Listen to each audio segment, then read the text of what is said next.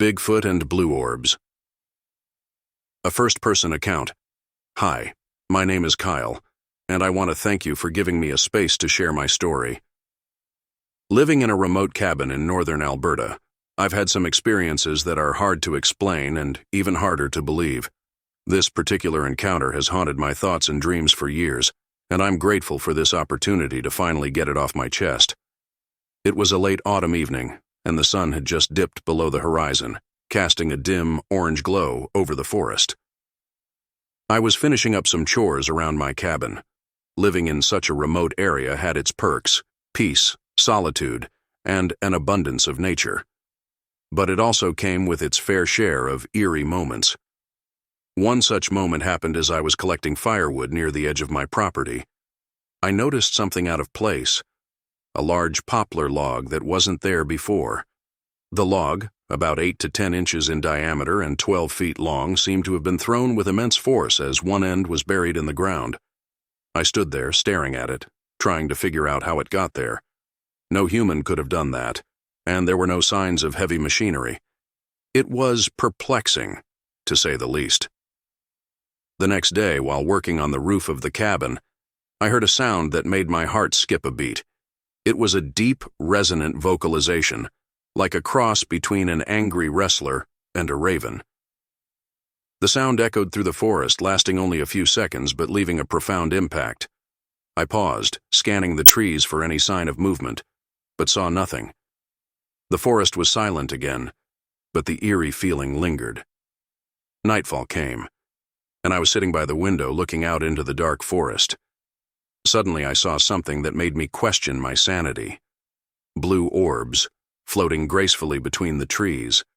They glowed softly, casting an otherworldly light on the forest floor. I watched in awe as they moved, seemingly with purpose. My curiosity got the better of me, and I decided to follow them.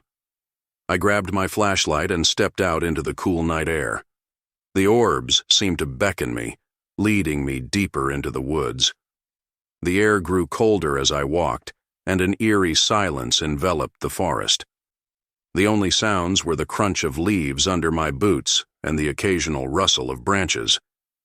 As I ventured further, the trees seemed to close in around me, their shadows dancing in the orbs' light. After what felt like hours, the orbs led me to a small clearing. The moment I stepped into the open space, the orbs vanished, leaving me in darkness. My eyes struggled to adjust, but then I saw it. At the edge of the clearing stood a figure, towering and formidable. It was covered in dark hair, and its eyes glowed faintly in the moonlight. I froze, my heart pounding in my chest. The figure stood there staring at me with an intensity that made my skin crawl. It was Bigfoot. The creature was massive, at least 8 feet tall, with broad shoulders and long, powerful limbs. Its hair was dark and matted, and its eyes seemed to hold a deep, ancient wisdom. I stood rooted to the spot, unable to move, my mind racing to comprehend what I was seeing. For what felt like an eternity, we stared at each other. Bigfoot made no move to harm me. Instead, it seemed to be studying me as if trying to understand my presence in its domain. Despite my fear, I felt a strange sense of connection, as if our paths had crossed for reason. The forest around us was silent, amplifying the tension in the air. My breath was shallow and I could feel my pulse in my ears. Bigfoot took a step forward and instinctively, I took a step back. It stopped, tilting its head slightly as if curious about my reaction.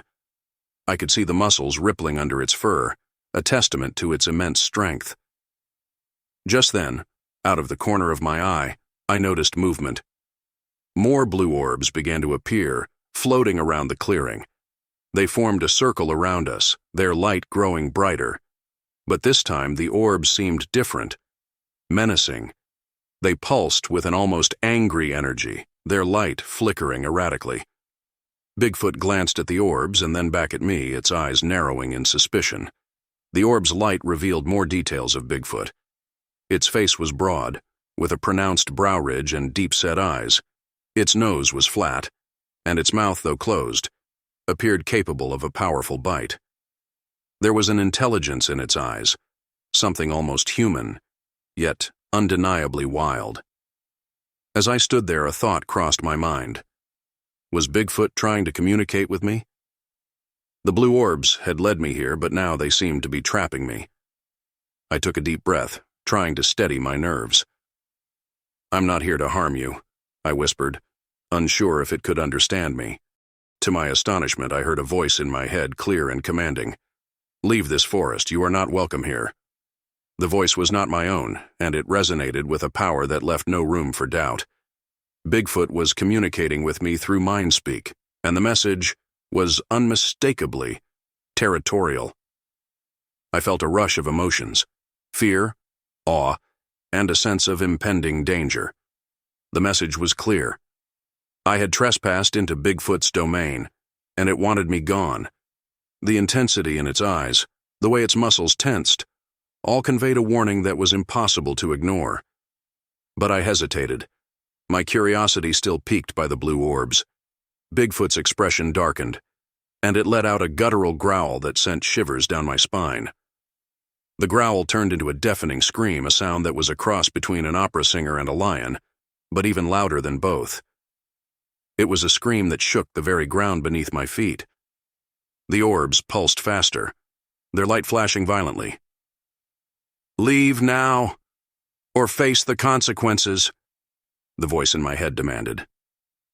My heart raced, and I knew I had to heed the warning.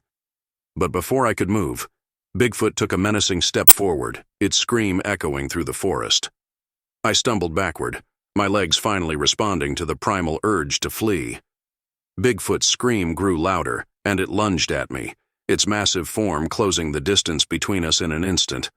I turned and ran, my flashlight bobbing wildly in the darkness. As I sprinted through the forest, I could hear Bigfoot crashing through the underbrush behind me. The blue orbs followed, their angry light illuminating my path in a twisted dance of shadows and light. My breath came in ragged gasps and my heart pounded in my ears. Bigfoot's screams continued, each one more furious than the last. I could feel its presence right behind me, the ground trembling with each step it took. Panic set in, and I pushed myself to run faster, my legs burning with exertion. Suddenly I tripped over a root and fell hard to the ground. Pain shot through my ankle as it twisted awkwardly, and I struggled to get up. I looked back and saw Bigfoot towering over me, its eyes blazing with anger. It let out another deafening scream, the force of it almost knocking me back down. Desperation surged through me as I tried to free my ankle, which had become wedged between two rocks.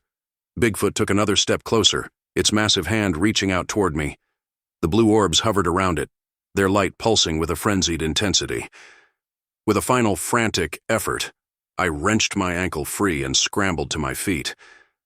Pain shot through my leg with every step, but I forced myself to keep moving. Bigfoot's screams echoed through the forest as I stumbled and limped away, the terror driving me forward. Finally, the edge of the forest came into view, and I burst out of the trees, collapsing onto the ground. The screams ceased, and I looked back to see Bigfoot standing at the forest's edge, its eyes still fixed on me. The blue orbs hovered around it, their light fading as they retreated into the shadows. I lay there, gasping for breath, my body trembling with fear and exhaustion. Bigfoot let out one final bone-chilling scream, a sound that seemed to shake the very fabric of the night before turning and disappearing into the darkness. The blue orbs vanished along with it, leaving me alone under the stars. I never told anyone about that night. Who would believe me? But the experience stayed with me, haunting my thoughts and dreams. As I sit here now, reflecting on that night, I can't help but wonder what else is out there, lurking in the shadows, waiting to be discovered. The world is full of mysteries, and sometimes the answers come to us in the most unexpected ways. Thank you for giving me a space to share my story. It feels good to finally get it out there, even if it sounds unbelievable. Maybe, just maybe, someone else out there has experienced something similar, and together, we can piece together the mysteries of the world. Please email your stories to us at camptownscary@mail.com. We can't wait to delve into your frightening adventures and share them with our community.